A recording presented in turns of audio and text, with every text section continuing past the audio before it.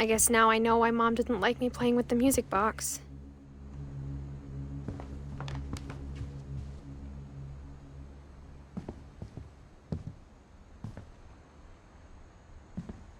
Edie's father, Odin, built the original house.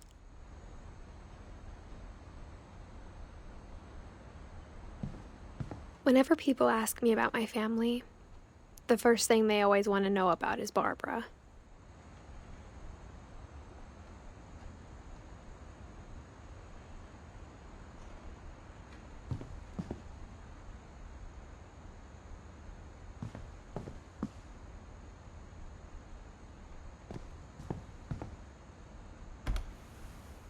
Barbara was a child star for 2 years, until America grew out of it.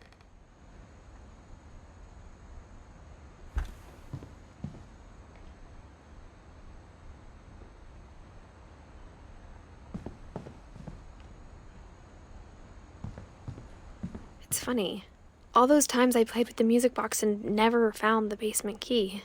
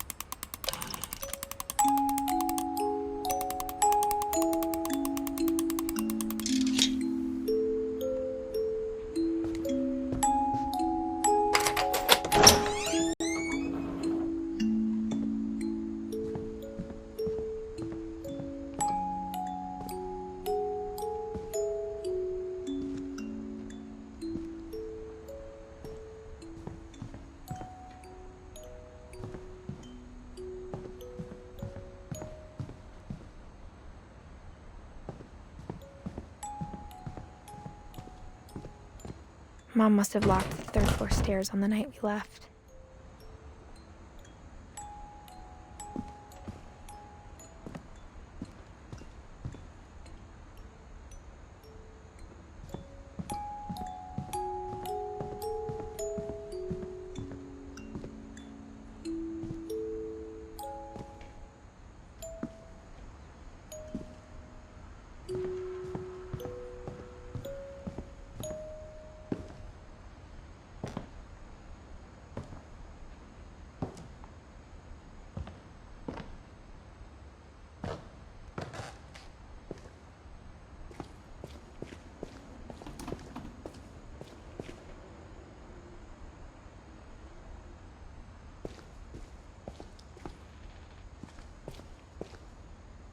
Mom said the basement was off limits, unless I wanted another tetanus shot.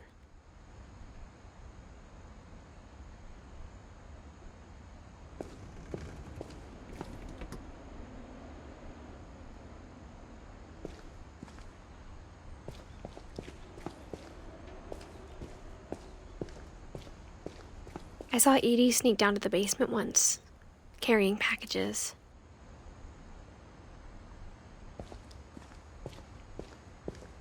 I thought maybe she was hiding presents.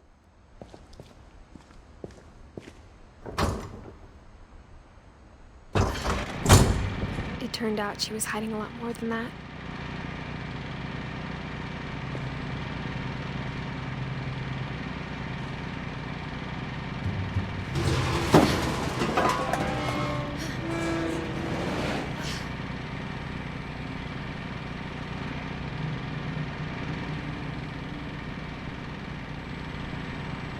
I remember asking Mom once about where Walter had gone. She said after Barbara died, he got as far away as he could.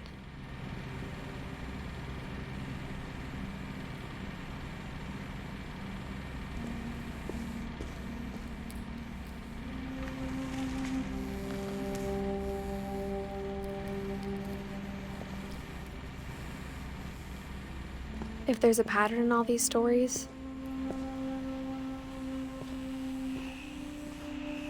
I think it's that none of us has gotten very far.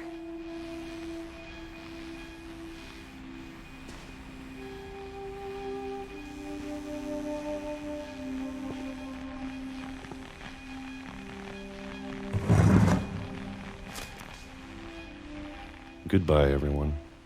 I can't believe I've been down here for 30 years. On that first day, after the shaking started, I didn't think I'd survive a week.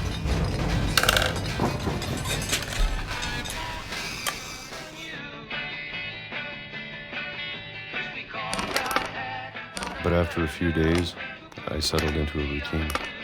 That's what kept me sane. Having a schedule, living for today. I always expected to be dead tomorrow. But if you wait long enough, you get used to anything.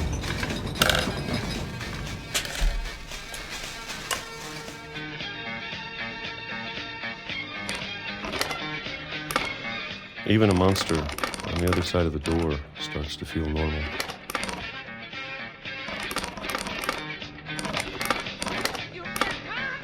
Almost friendly.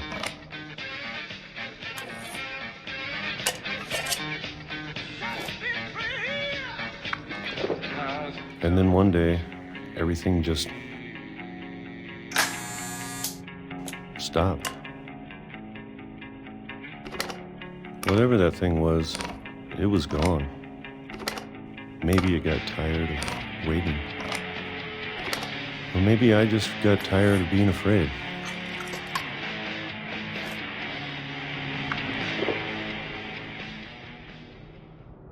It's been a week now, the longest in 30 years. I'm done waiting. I have to leave while I still can.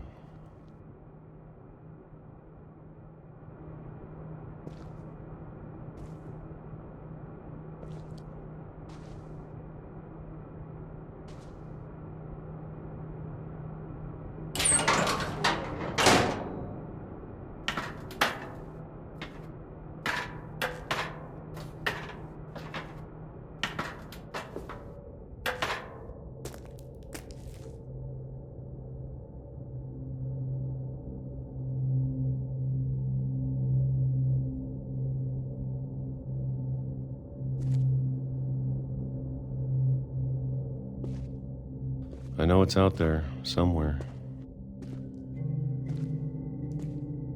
Whatever killed Barbara and Molly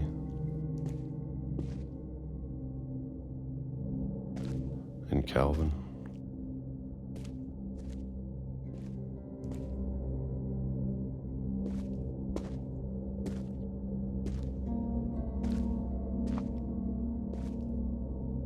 Maybe this is all a mistake. But I need to stop living the same day, even if it kills me.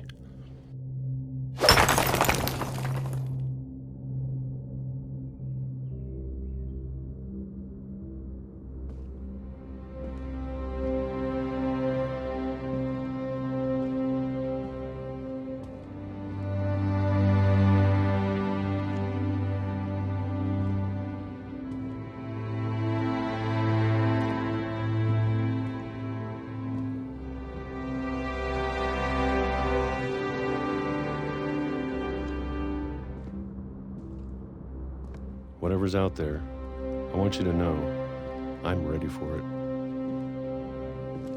I'm going to appreciate all of it, especially the food. I don't mind if I only have a year left, or a month, or a single week. I'd be happy with one new day. I can already imagine the sun on my face.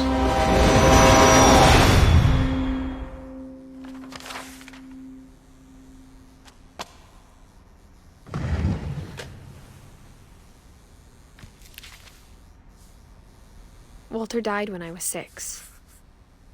I can't believe my mom never told me he was down here.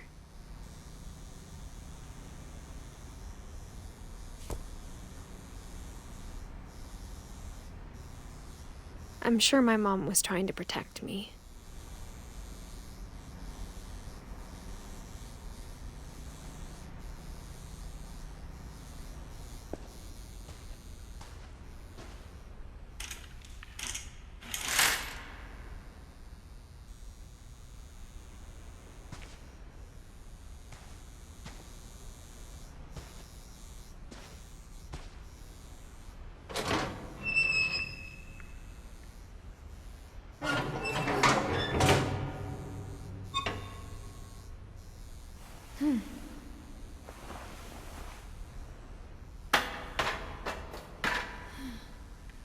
Maybe she was afraid I'd end up like Walter. But if she never told me about an uncle under the house, I can only imagine what else she was hiding. I don't want to make the same mistakes she made.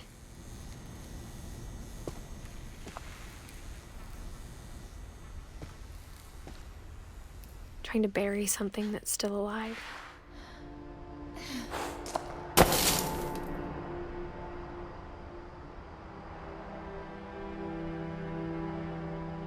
Now that there's only one of us left, or maybe two, I thought it was time I heard the stories for myself and found out what happened to everyone else. But now I'm worried the stories themselves might be the problem. Maybe we believed so much in a family curse, we made it real.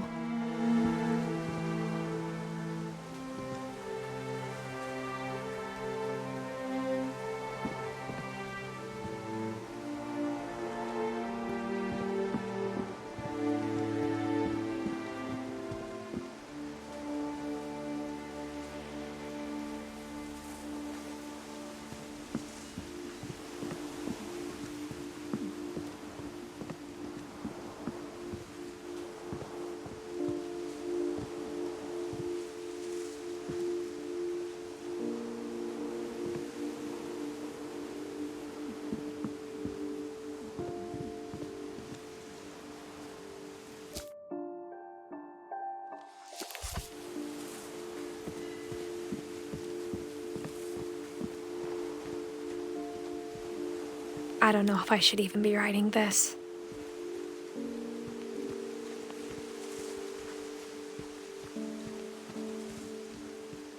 Maybe it'd be better if all this just died with me.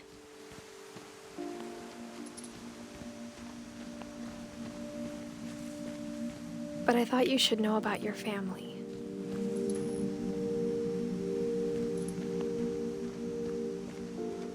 And the history you're a part of.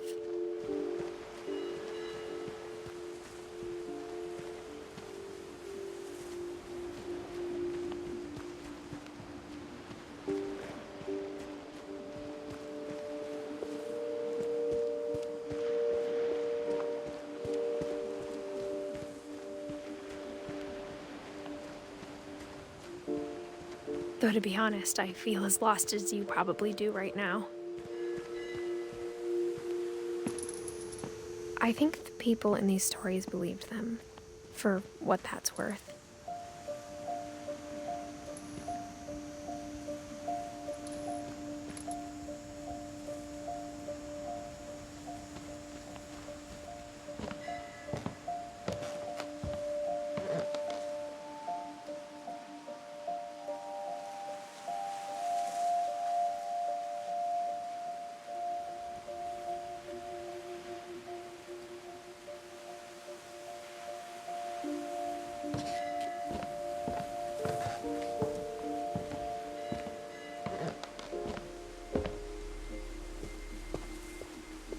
And when you look at the house, it had that history of imagination and stubbornness and madness.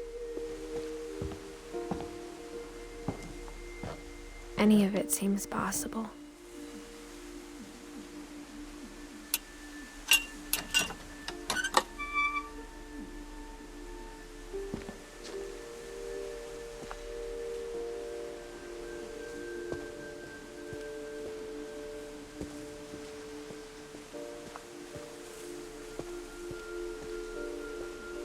I think we've been surrounded by death for so long, we've just gotten used to it.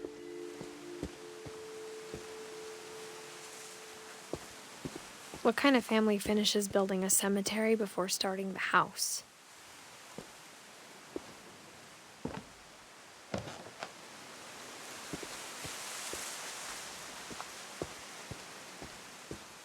It's embarrassing for me to admit this, but The pet cemetery made me more uncomfortable than the human one.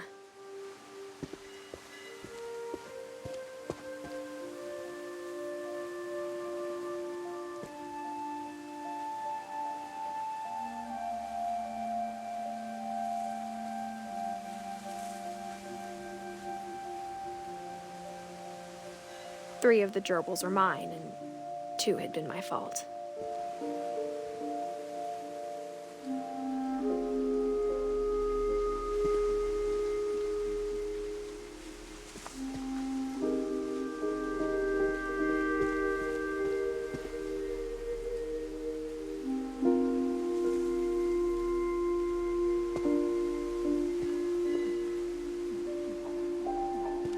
Sven built the house, but it was Edie who designed the cemetery.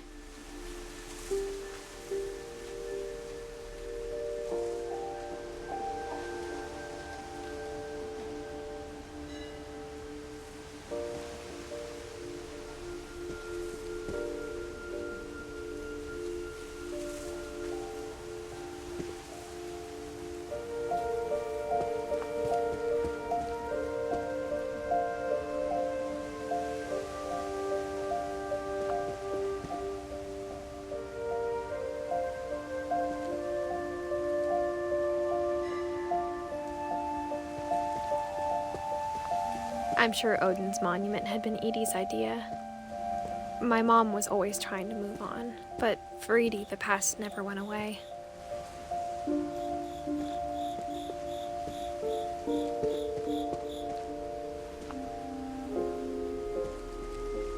She could see it poking out of the water at low tide.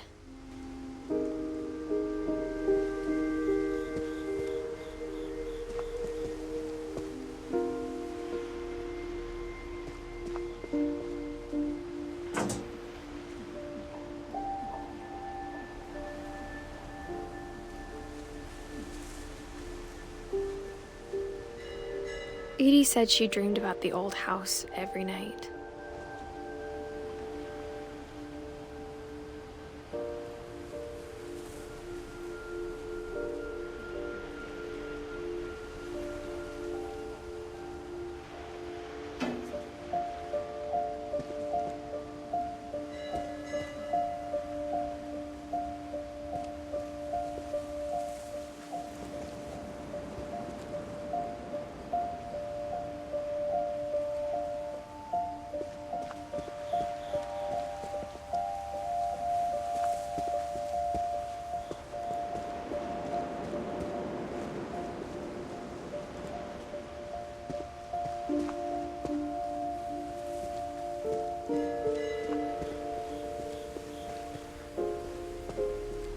Edie's side was always easier for me to understand.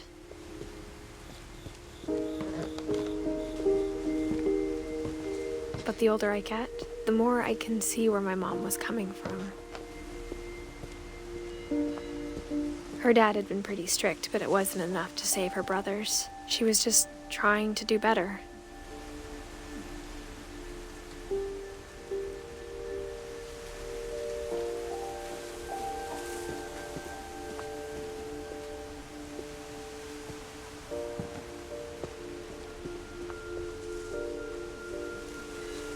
She lost 2 of her brothers, just like I did.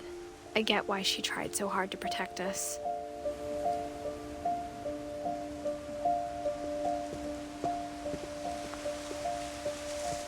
There's so many things I wish I could ask my mom now. Part of me thinks this is what she wanted all along. For me to come back someday and find everything out for myself.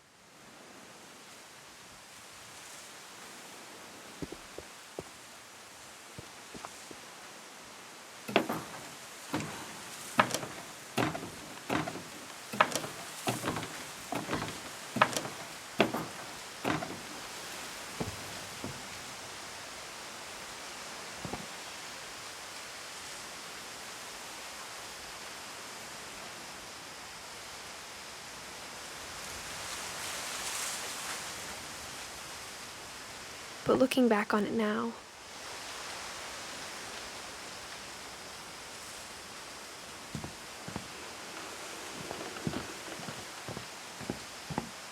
If she told me there was going to be so much climbing,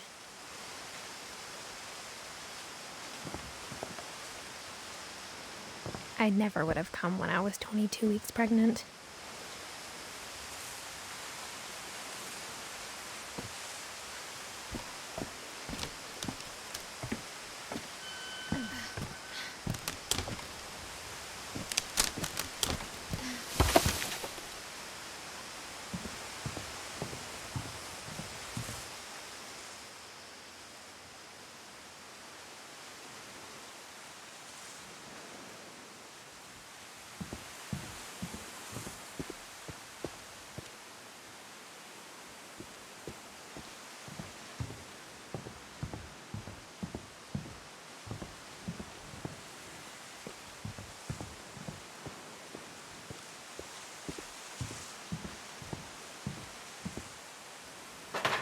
I never met Grandpa Sam, but I think he and my mom had a lot in common.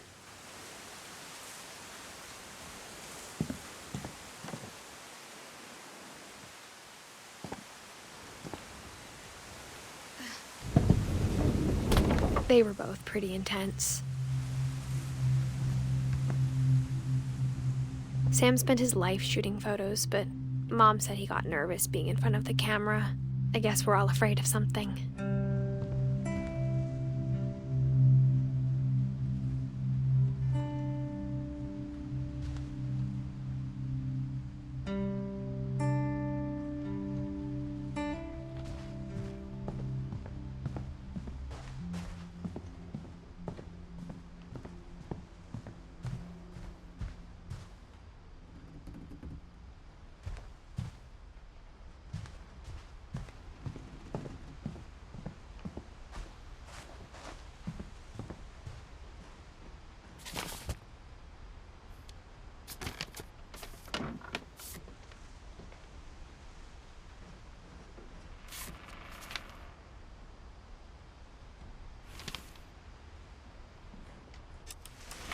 Dawn, I promise, you'll never forget this weekend. Yes, sir. These memories are gonna last a lifetime. Am I gonna have to shoot anything? It's a hunting trip, Dawn. Shooting is strongly encouraged. Perfect. It's gonna rain the whole weekend, isn't it? I will never forget this weekend, Dad. That's the spirit. Okay, got it. I'm gonna take some pictures, okay? Just be careful. That camera's older than you are. Hey! That's a keeper. Definitely should not have drunk all that coffee. I'm just saying, I'm not always gonna be here, Dawn. You'll need to remember this stuff, if you want to survive. I'll be fine, Dad. You know who else thought he was gonna be fine? Some guy who died. Dawn, I'm being serious. I know, Dad. You're always serious. Doesn't being out here make you want to chill out? Well, to tell you the truth, I haven't been out here in 20 years.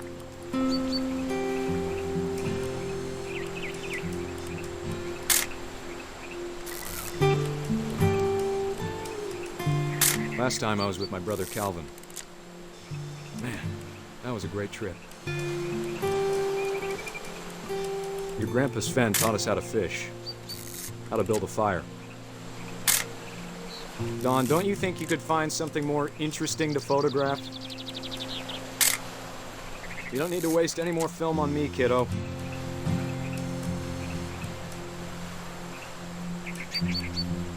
We found an old logging trail. There were deer everywhere. I bet if I could remember where that trail was, we'd spot a buck for you in no time.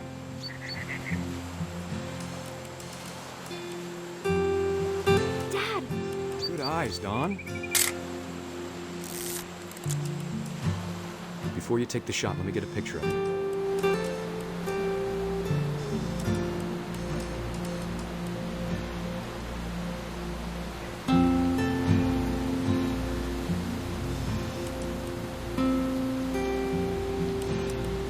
Dad, Let me get behind you. do I have to do this? Dawn, you don't have to do anything. Great shot, Don.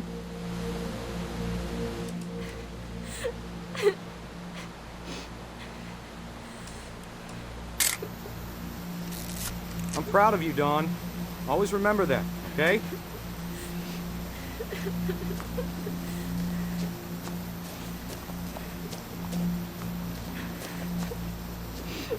Sorry, Dawn. Just gotta reset the timer.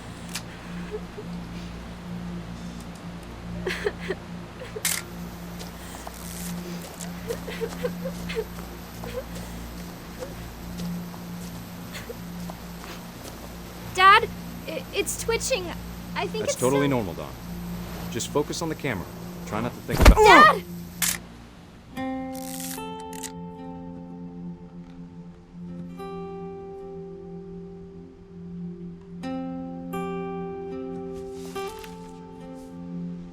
Of all these stories, that's the one I wish most that my mom had told me.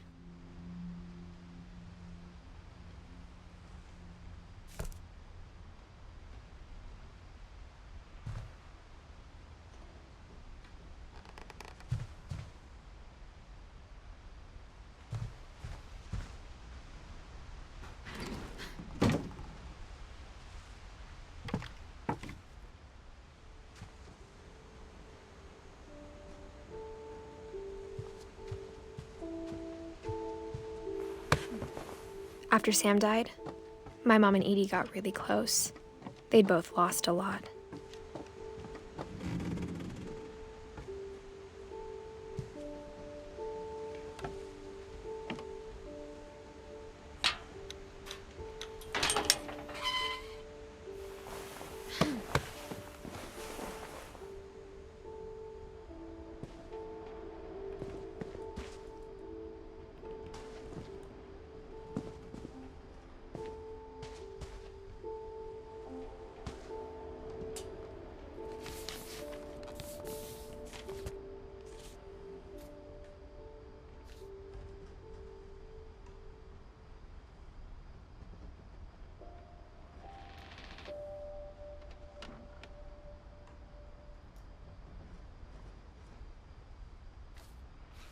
Dear Kay, do you remember the way Gregory used to laugh when he thought he was alone?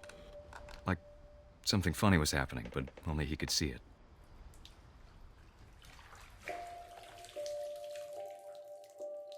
I think he saw things the rest of us don't.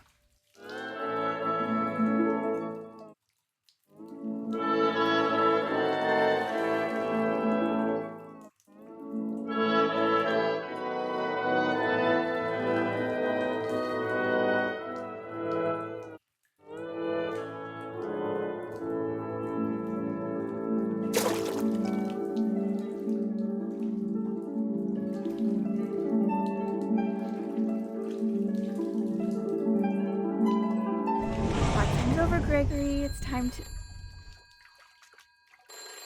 Hold on, sweetie. Hello?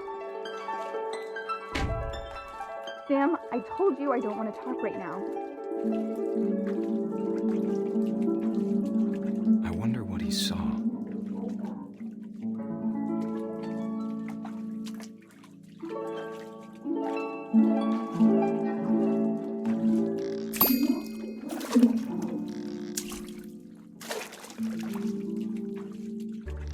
What his world was like. He reminded me so much of Calvin.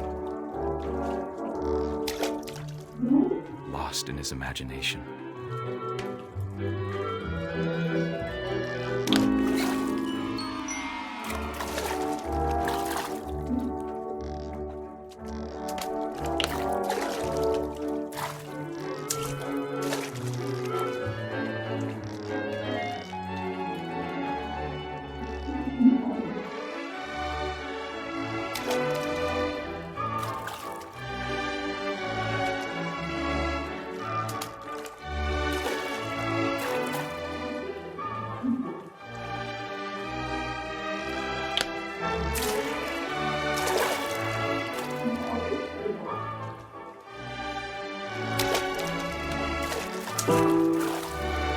Whatever it was he saw.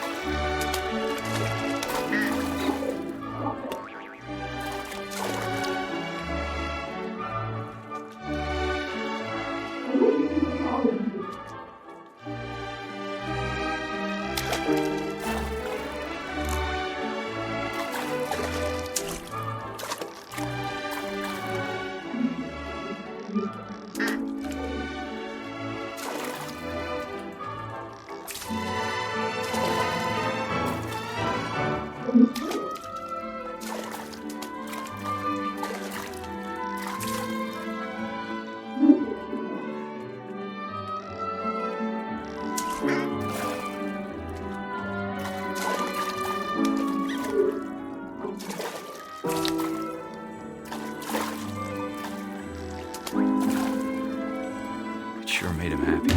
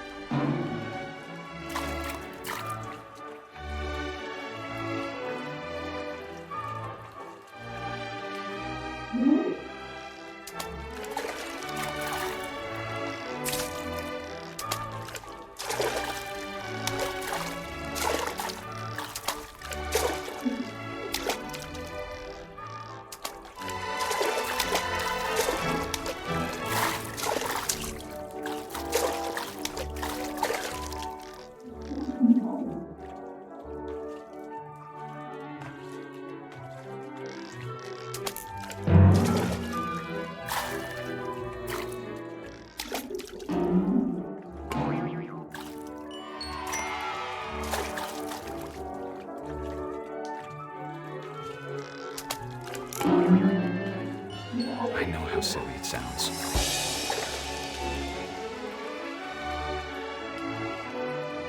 That I worried about a baby being too happy.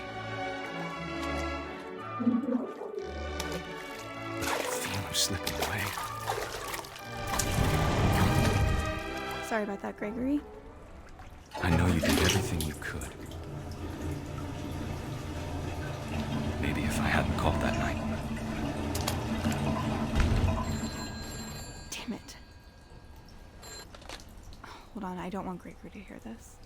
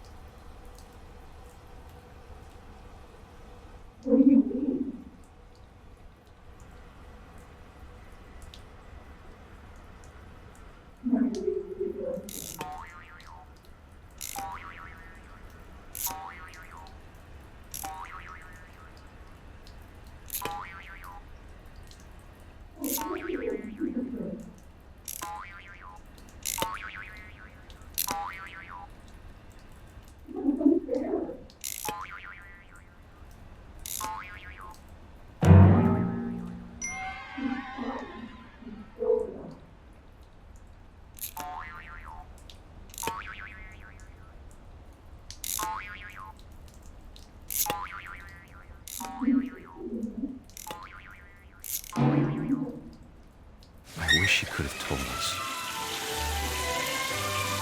about the world he saw.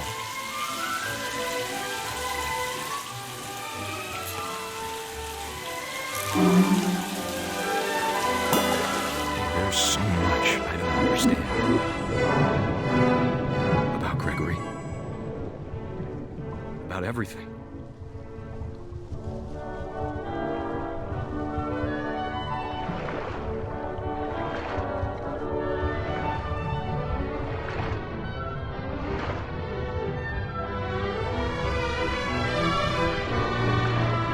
What happened wasn't your fault.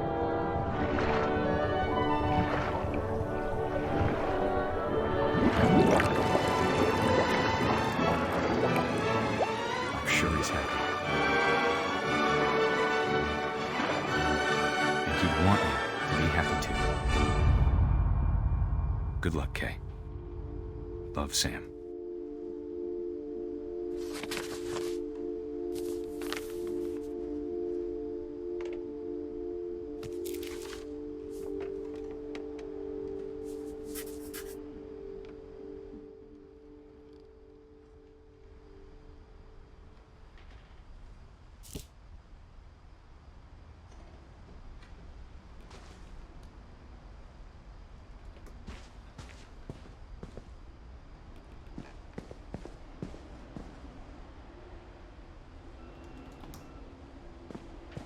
I can't imagine my mom ever writing poetry, and yet...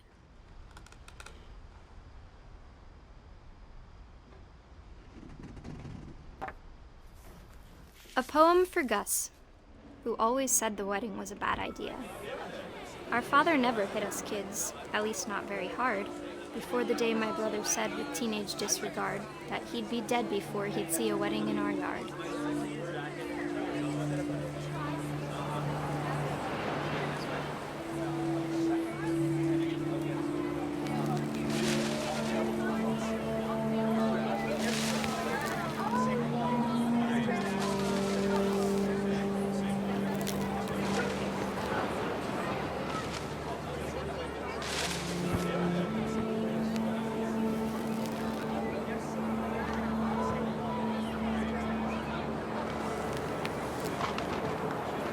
My father made him come, of course, but Gus stood far apart, just flew his kite and bottled up the storm inside his heart.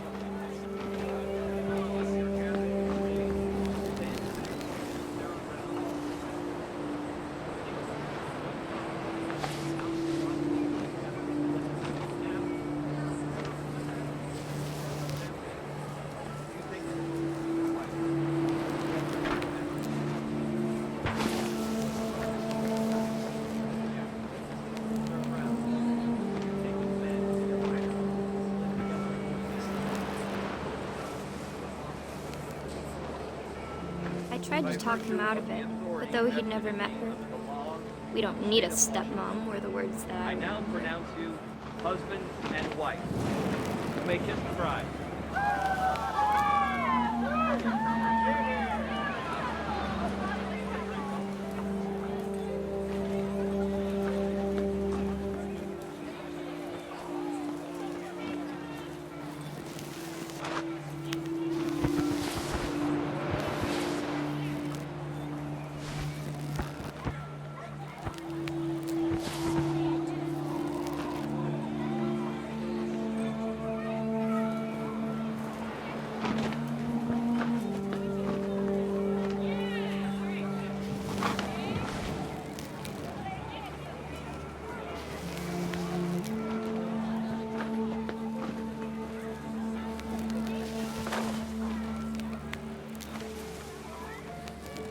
When the time for photos came, Dad ordered him to come here.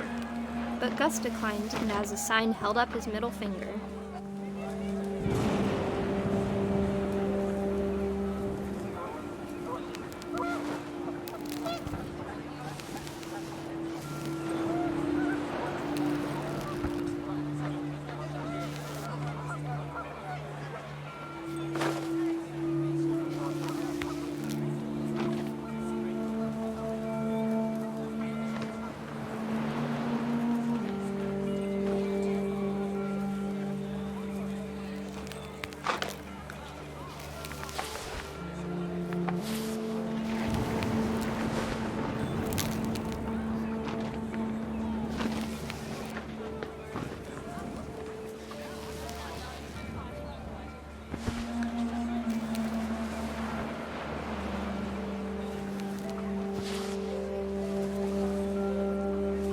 The wind picked up, and panicked geese appeared and quickly went.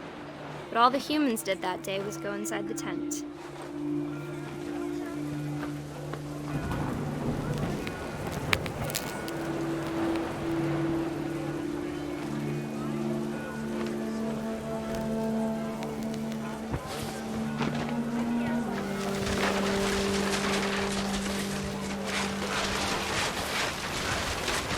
The rain came down in buckets then, but no one seemed afraid that nature might destroy the tent our dad had crudely made.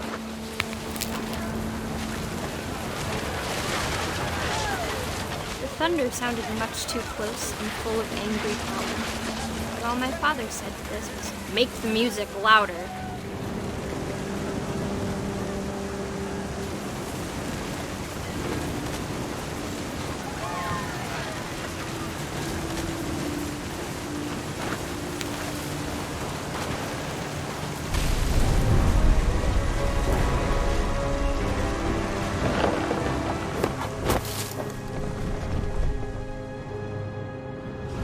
I wish that I could truly say I thought about you on that day. Out there on the beach alone, just you, the wind, the sea, and foam. But I didn't, until we found you.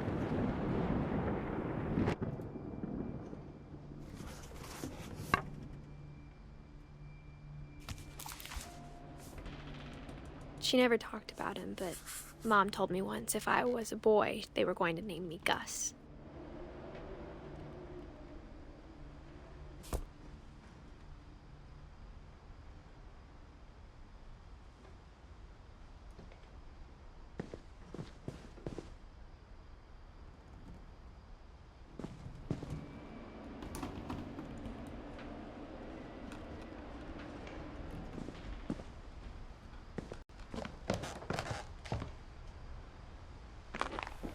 My mom moved up to the loft after her brothers died.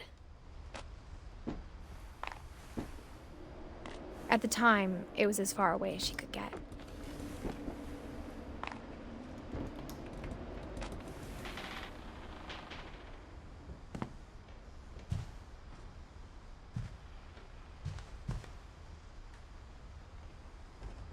Religion was another thing my mom never talked about, but I think it helped her a lot after her dad died.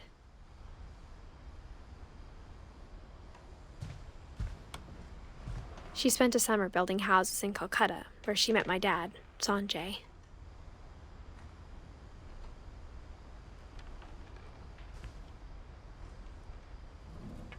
My mom moved to India a week after graduation and got a job teaching English. Louis was born a year later.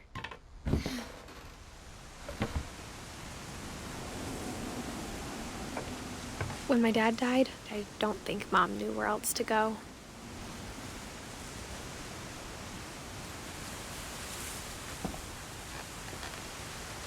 I'm sure Edie was happy to have her back and to see kids in the house again.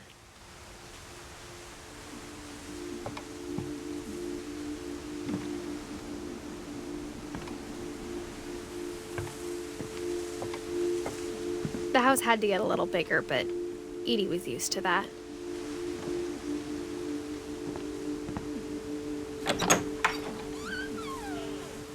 And for a while, things were good. Almost normal.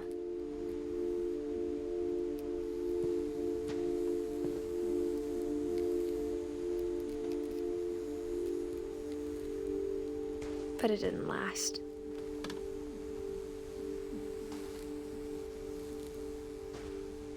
The beginning of the end was Milton's 10th birthday, when Edie gave him a castle.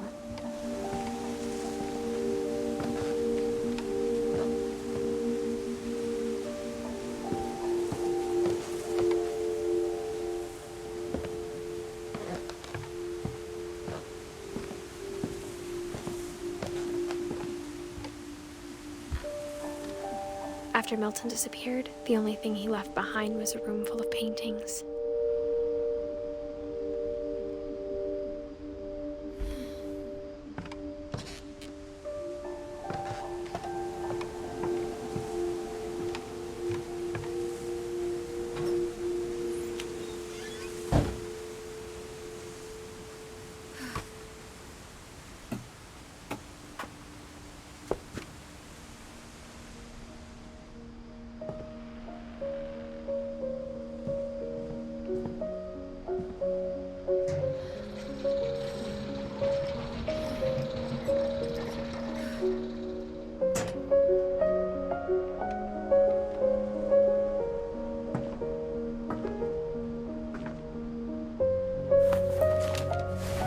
Milton Finch in The Magic Paintbrush.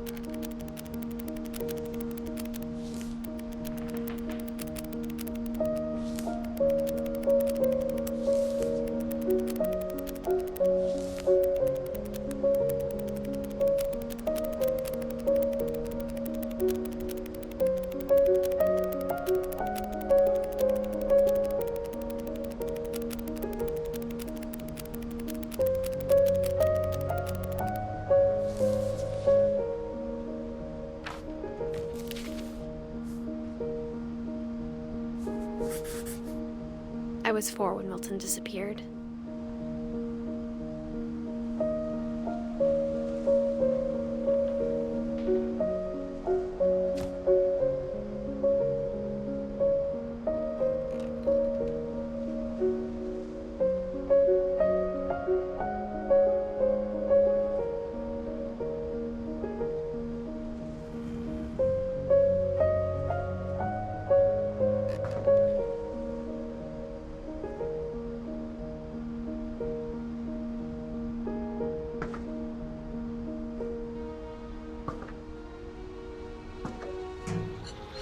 Mom spent months searching for my brother. Then she sealed the doors.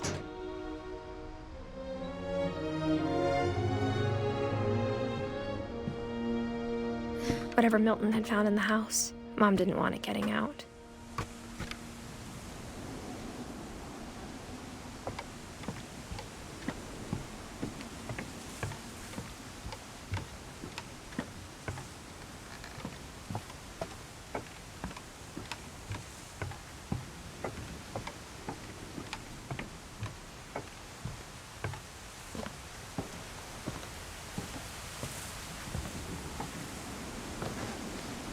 Mom definitely blamed Edie, but I think Louis blamed himself.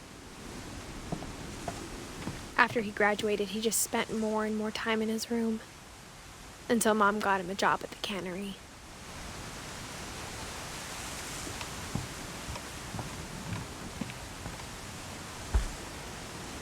Everyone always told me to stay out of Louis's room, except Louis.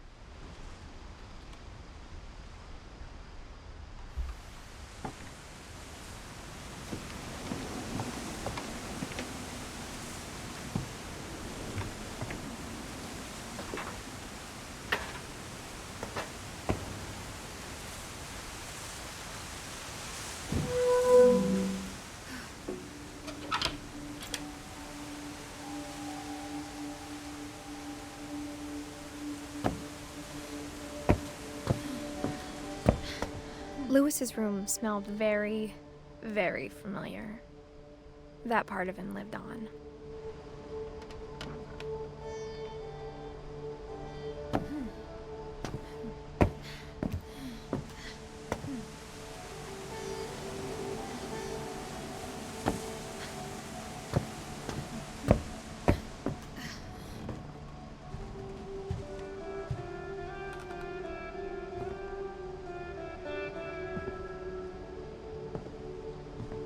Louis and I spent a lot of time playing games together, but he was surprisingly bad at them.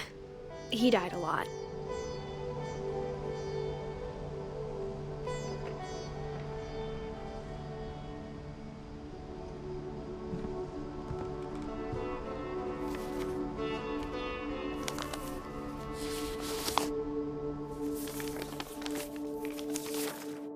Dear Mrs. Finch, as Louis's psychiatrist, I can understand your desire for an explanation. As I see it, the trouble began in January, shortly after we convinced your son to seek treatment for substance abuse. Newly sober, I believe Louis first noticed the monotony of his daily life.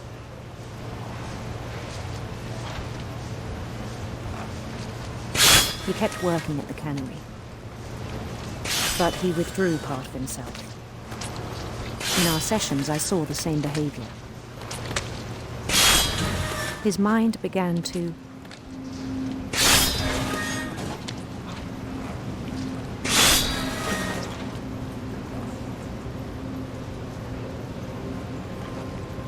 wander.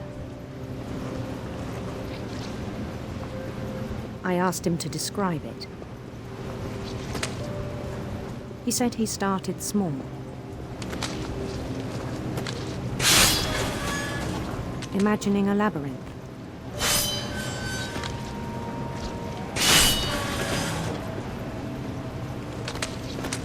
He'd feel his way about. Then something moved. Bats. And toads.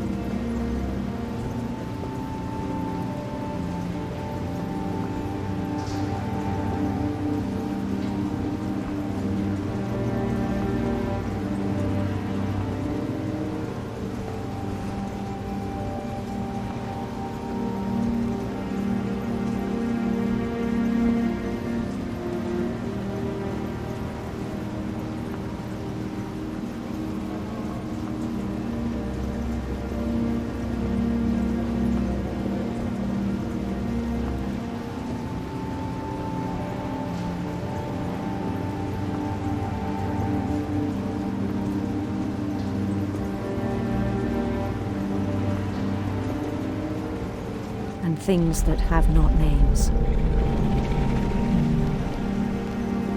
He knew it was all in his head.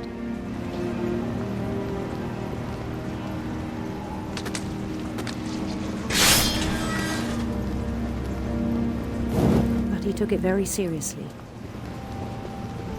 I had hoped he'd find himself.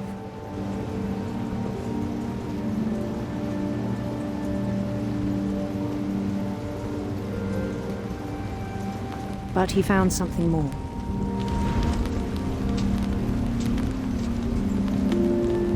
I worried about him then, daydreaming at the cannery.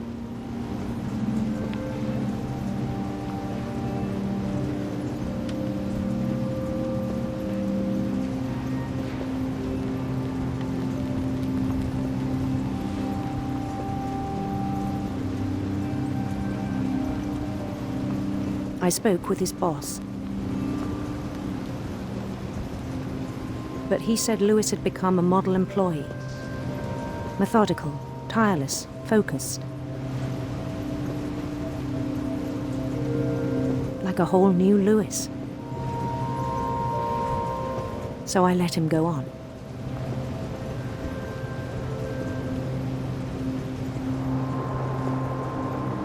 I even encouraged him. It seemed very promising at first. He told me he'd made a new friend.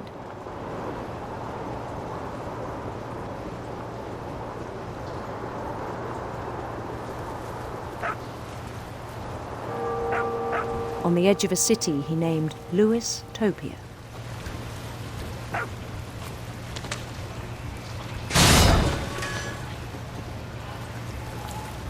He built the city up slowly, brick by brick. Then he made musicians.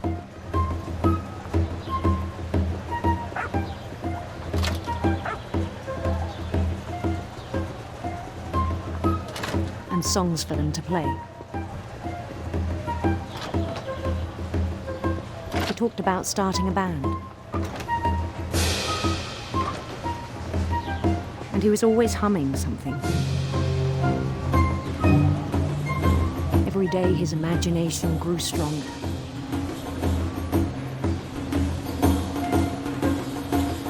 He no longer spoke at the cannery. But his chopping was as reliable as ever. Then one day it struck him that all the cheering crowds, even the stones under his feet, were all in his imagination, so he could do whatever he wished.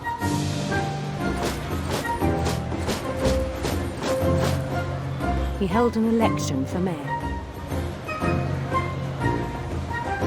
and he won. They begged him to stay, but his mind was already wandering. It became a game for him.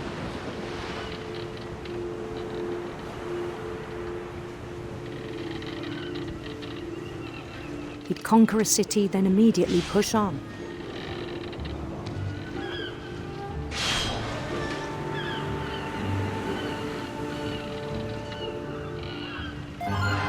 New Louisville.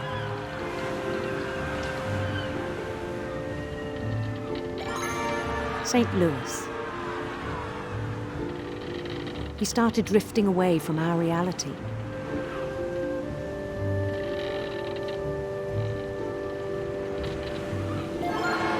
Minneapolis, until one day he forgot to go home from the cannery. Even as his mother pleaded with him, part of Lewis kept sailing on.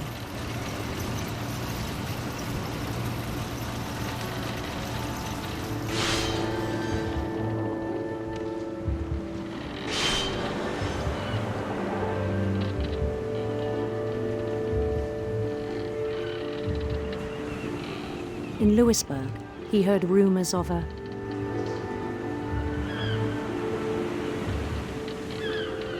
handsome queen.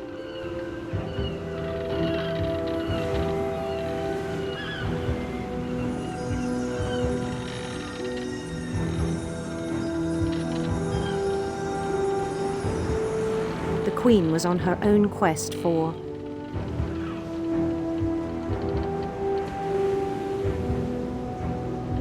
radiant rainbows.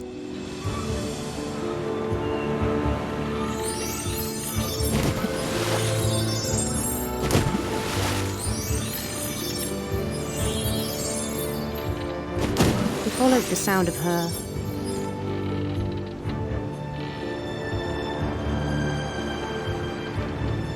silver harp.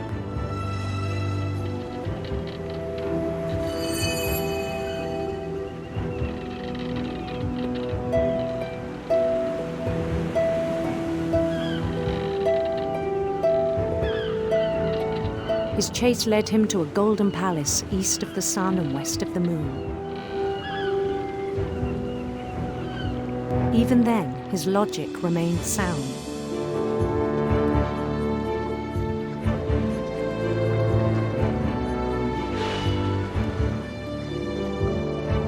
He knew the world was all in his imagination.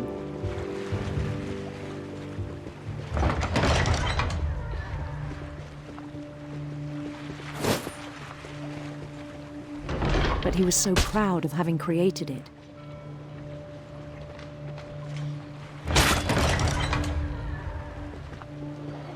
In his own eyes, he'd become something greater than a king.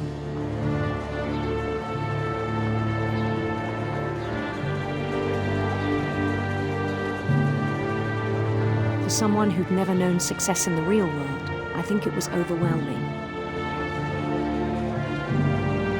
And then it struck him that the real Lewis was not the one chopping salmon, but the one climbing the steps of a golden palace.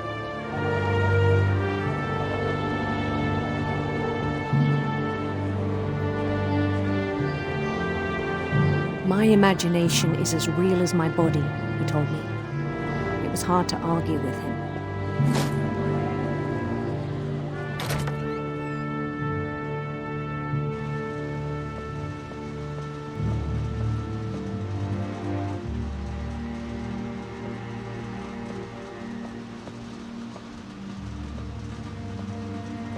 He began to forget the world we know.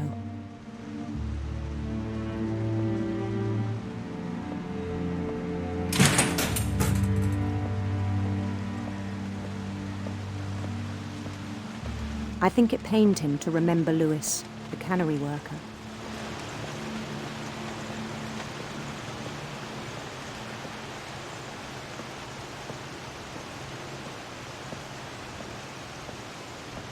He began to despise the man with a royal contempt.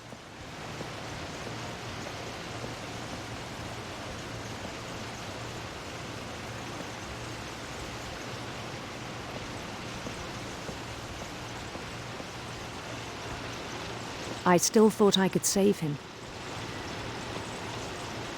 Even after he said he was being crowned king over all the lands of wonder.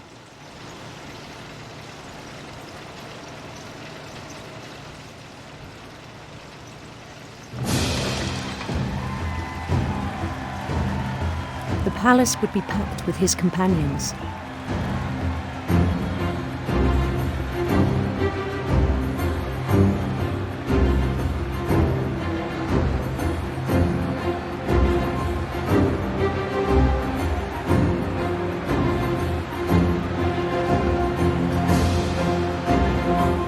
Including the wise Calico who'd insisted on advising him.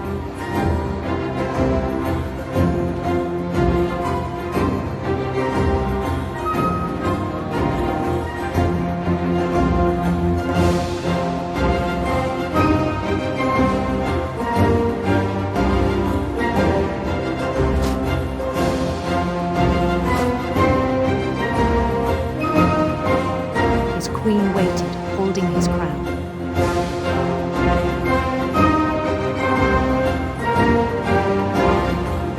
There was only one thing left to do.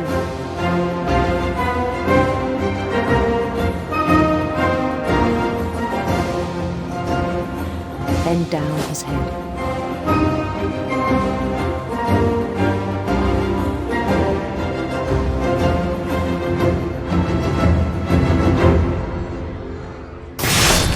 And the rest I think you know. Mrs. Finch, your son was a kind man who will be missed by all of us who knew him.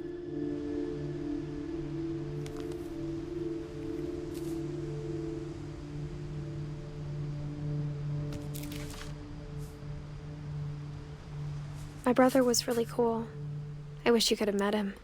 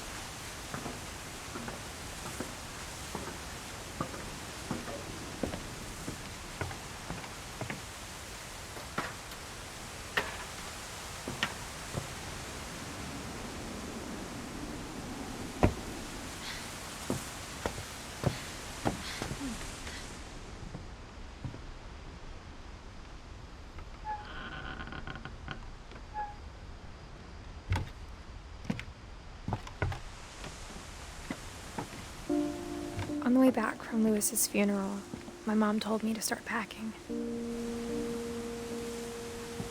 She waited until the day before we left to tell Edie. I'm not sure if she wanted to make it easier or harder.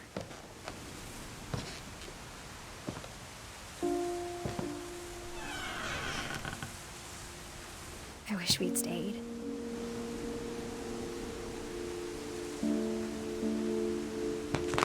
But I understand why we left.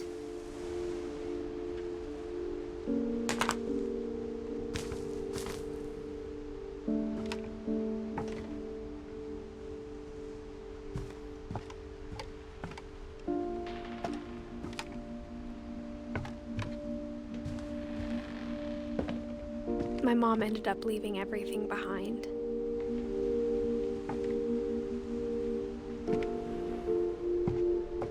What happened that night had been coming for a long time.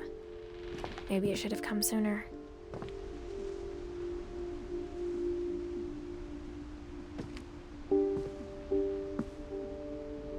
But it had to end one way or another. All that's left now is to tell you about that last night.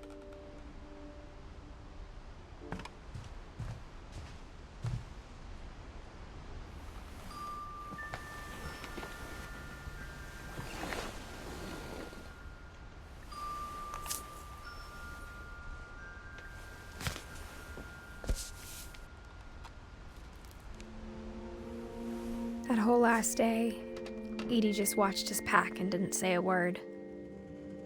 Until supper, when she raised her glass and said, "To our final night together, and all our final nights apart." Grandma, you know what I said about alcohol. Some of your medications are very Edith, specific. I left a present for you in the hallway. Why don't you go open it? The grown-ups have to argue now. I'm sorry, you're right. We're all leaving tomorrow. Let's just enjoy our last... I'm not leaving. Edith, you're excused.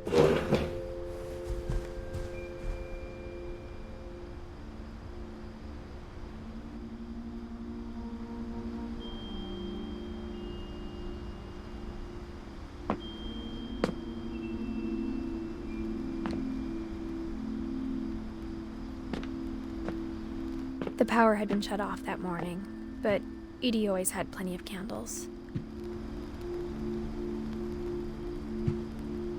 When my mom sealed the library, I don't think she knew about the other entrance. Or that Edie had a key to it.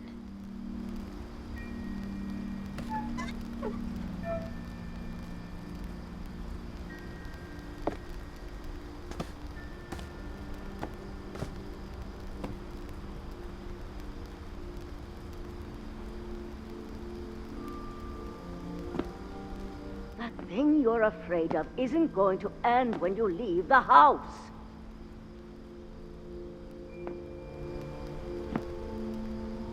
Edith has a right to know these stories. My children are dead because of your stories.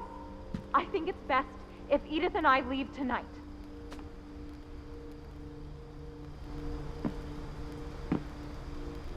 We'll have the nursing home send a van for you in the morning, okay?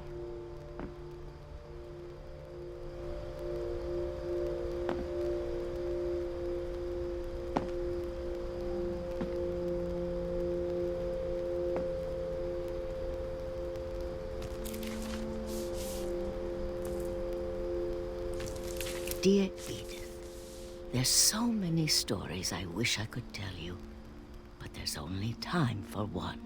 This is about what happened on the night you were born. That night, the tide went way, way out.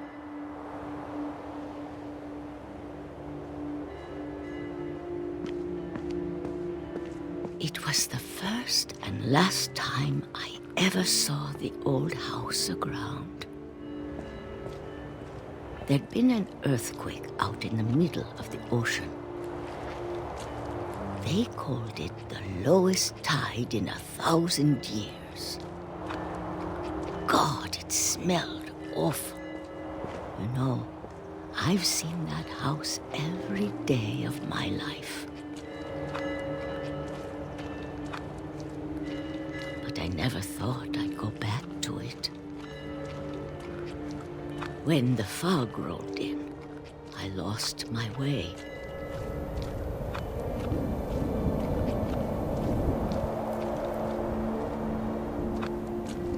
I got turned around.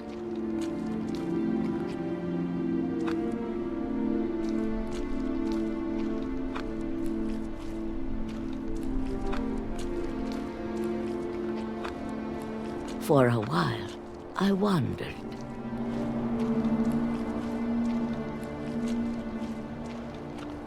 I started seeing things.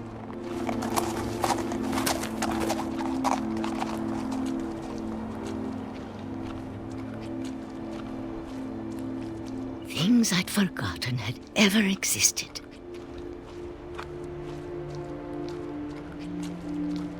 But when I saw them, they felt like old friends. That night, a lot of things came back to me. Or maybe I came back to them.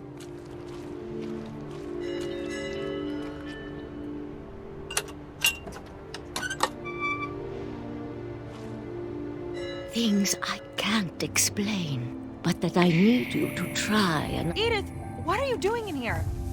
It's mine. Edith! Mom, you're gonna rip it! Let go!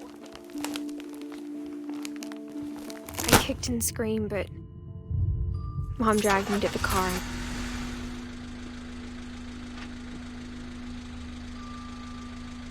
I never saw Great-Grandma Edie again. The next morning, the van came to pick her up, but she was already gone. After that, we moved around a lot.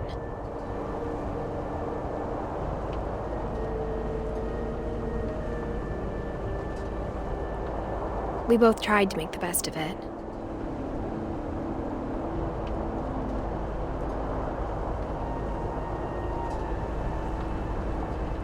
A few years went by.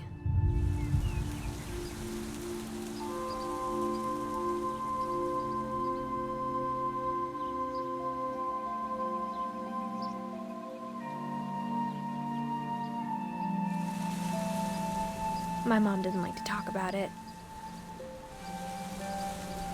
But she started getting sick a lot. The rest happened pretty quickly.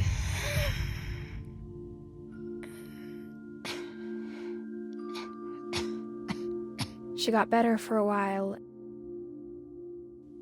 and then she didn't. And then I was alone.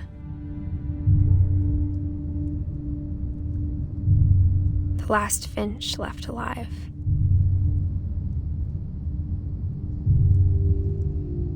Until I found out about you. I'm I'm still not sure what to tell you about all this. If we lived forever, maybe we'd have time to understand things. But as it is, I think the best we can do is try to open our eyes and appreciate how strange and brief all of this is.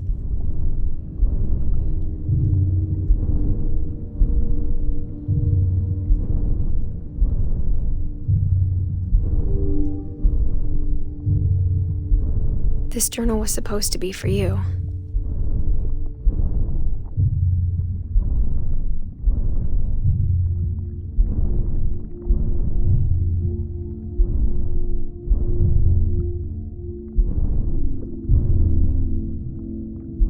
But now I hope you'll never see it.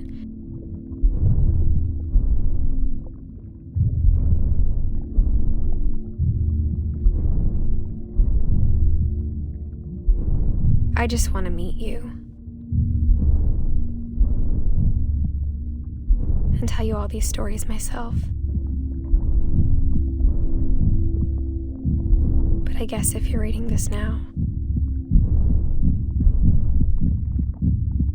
things didn't work out that way.